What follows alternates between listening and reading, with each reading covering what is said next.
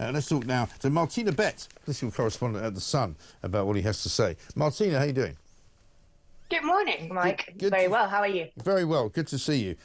Theo knows a thing or two about the high street. He owns a couple of brands that have shops in the high street. But I don't know about where you live, but where I live, there are lots and lots of shops which have just never really been replaced. You know, they disappeared during COVID. Even just around here, down the bottom of the escalator here underneath the news building, there's a couple of shops that have just never reopened. Absolutely. It's a very visual problem because every one of us basically has encountered it.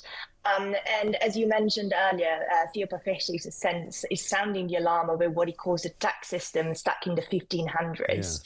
That he says is driving Britain's high streets into the ground. And, you know, the basic problem that he says is that retail only makes up about 5% of the UK economy, yet it pays more than 20% of all business rates. So this is sort of like a massive imbalance that obviously punishes shops that, you know, open in the morning, every morning, employ local people and keep those town centres alive.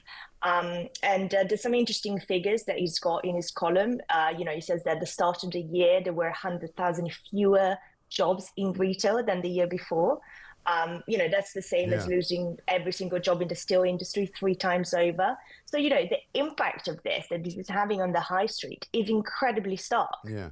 I mean, I guess some of it can be put down to online businesses as well, people buying stuff online and not actually going to a shop. My other reason, particularly for complaining about local sort of towns where people don't go shopping anymore, is that some of the local councils have put so many restrictions on parking that you can't park in the street without getting a parking ticket, or you can't park in the street without having to buy some kind of parking ticket, and people can't be bothered doing that. So they go to supermarkets, they go to kind of, you know, retail parks. They don't really want to go to the high street anymore because it's not so easy to do.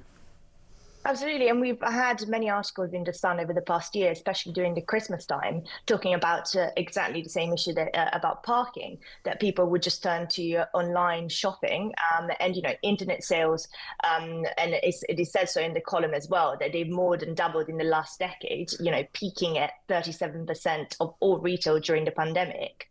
And, you know, while they've dipped slightly, they're still booming. Yet what you're saying is that these companies do not face, you know, nothing like the same tax burden. And, you know, he argues that they contribute next to nothing to the tax receipts that, of course, fund the NHS, the police, public services. But, you know, from a political point of view, I think this puts Labour in a quite tricky spot, because we know that Rachel Reeves needs to raise taxes in the autumn budget. But, you know, she needs to do so without looking like the Chancellor who killed the high street.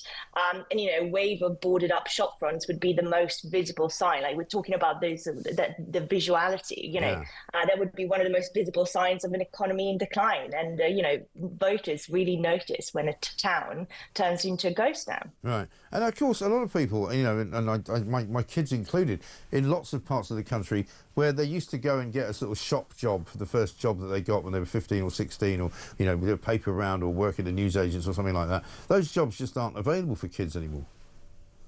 Yeah, absolutely. It's you know, from the high street, it's not sort of like just boarded up shop fronts. You know, sort of a struggling high street can mean many things. As you said, jobs for younger people. You know, fewer reasons to visit means cafes, hairdressers, pubs, and market stores all take a hit. Talking about public transport, of course, that could get cut back because passenger numbers fall. But also when you look at crime and antisocial behaviour, you know, those often creep in as empty units attract vandalism. And so there's loads of problems that come out of like, you know, the high street dying. So, you know, it's not, there's also the social impact. You know, high streets are where people bump into neighbours, meet for coffee. Yeah. So there's loads of problems. Yeah, there really are. And so, I mean, Theo's written this piece in the paper today. Does he have a sort of a remedy for how to fix it all? Well, you know, he says that there's a problem that lots of governments have sort of ducked to just reform business rates. You know, he says you wouldn't just, you know, when a shop shuts, as I said, bus routes get quieter. He's talking about, you know, just trying to reform the whole business rate system because he says that imbalance is really stark.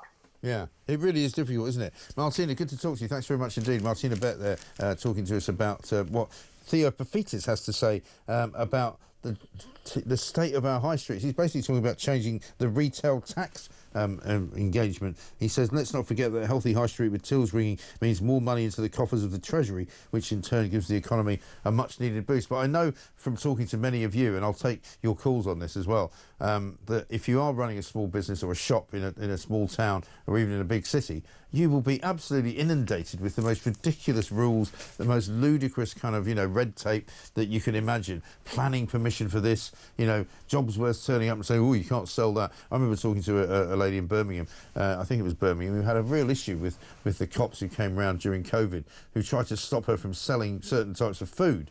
Because you were able to open a shop if you were selling food, but if you weren't selling food, you couldn't open the shop. And she started selling food in order to keep the shop open, and they tried to shut it down and said, "Oh, you can't sell food. That's not what you do." It's ridiculous.